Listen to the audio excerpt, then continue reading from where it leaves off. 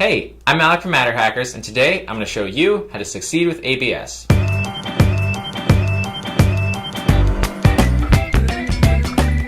Currently, ABS is the second most common 3D printing filament, following closely behind PLA.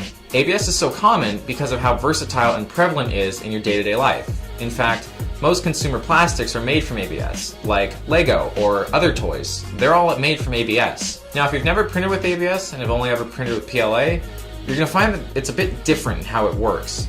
A lot of the techniques between how to succeed with the PLA and how to succeed with ABS are the same. So the two guides are going to sound a little familiar, but there's some key points that are different between the two. ABS is prone to warping and splitting and being all around just a tough material to jump into. So with this guide, we're going to show you some tips and techniques for how to turn your ABS prints into some amazing finished products. The first tip is to make sure your first layer is right. Now, different printers have different techniques for actually leveling the bed, so your technique you may need to adjust according to that. For most printers, it's something like either 3 screws or 4 screws on the corners of the bed, or 2 in the front and 1 in the back. And all you have to do is move the nozzle over the screw, take a slip of paper and put it underneath the nozzle, and then gently turn the screw until there's a very slight resistance between the nozzle, the paper, and the bed. From there, you're going to gently pull on it until you get a right amount of resistance, and then move the nozzle at each point. Once the resistance is about the same on all of them, you're good to go. The point isn't to get super tight on all of them or super loose, just a consistent level across all of them. From there, you can go in your slicer and adjust the Z offset if you find that starting a print it's too close, or you can try and mess with it while it's printing the skirt and adjust the screws at that point. That's what I personally do. You can use whatever technique you find works best for you. Other printers automatically level the bed.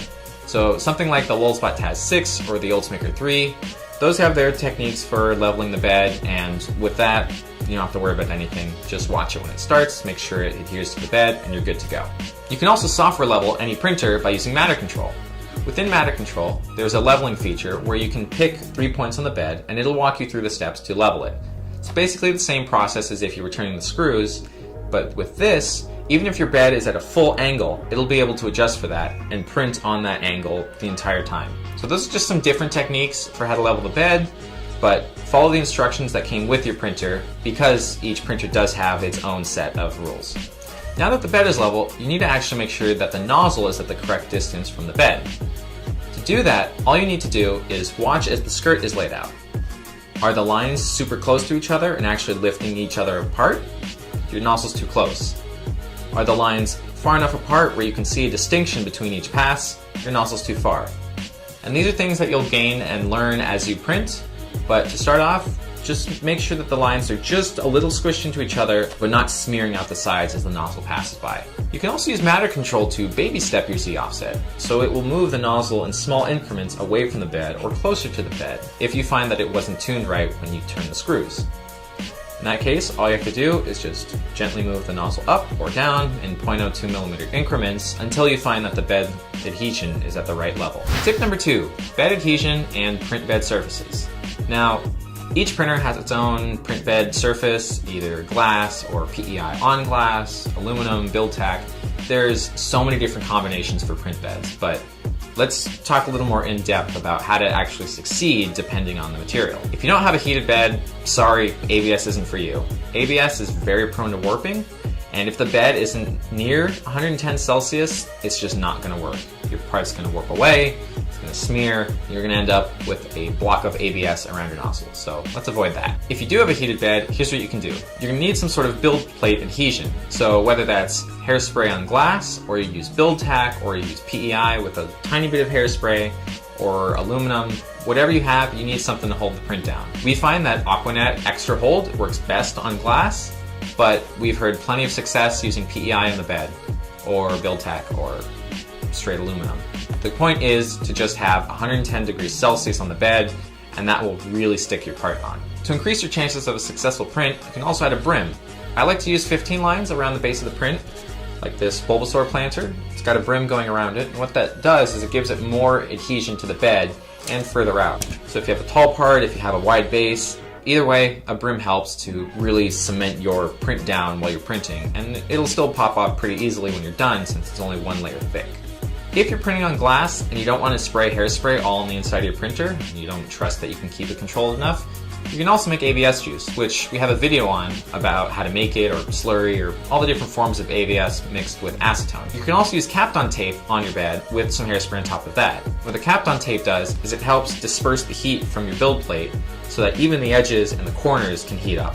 Tip number 3, calibrating your print temperature. For ABS, I generally print at 235 degrees Celsius for the print head and 110 degrees Celsius for the bed. Now, I don't stray too far from 110 for the bed, but depending on the brand, the color, and all the different additives in the filament, I may go as high as 250 or as low as 220. It's something that you'll need to calibrate by printing small calibration prints of either retraction testing or PrintVenchi. Find something that works for you to calibrate and to see what temperature works best for that filament.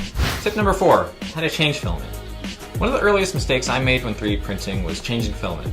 I thought that I could just pull the filament out, put the new one in, and be done with it. But what I actually need to do is make sure that the temperature of the filament is hot enough for it to be able to come out of the nozzle. Because what happens is it melts and then cools in the nozzle and forms a plug. So what you gotta do is heat up the nozzle, disengage the tension on the extruder, which can either be done with a lever in some printers or some other system that needs to be disengaged. But what you do is you heat it up to normal printing temperature, pull it out, put the new one in, re-engage the extruder, and you can start printing. Now if you're trying to avoid color mixing, what you can do is set the extruder to 90 Celsius, gently pull on the filament, and then turn up the heat to about 150.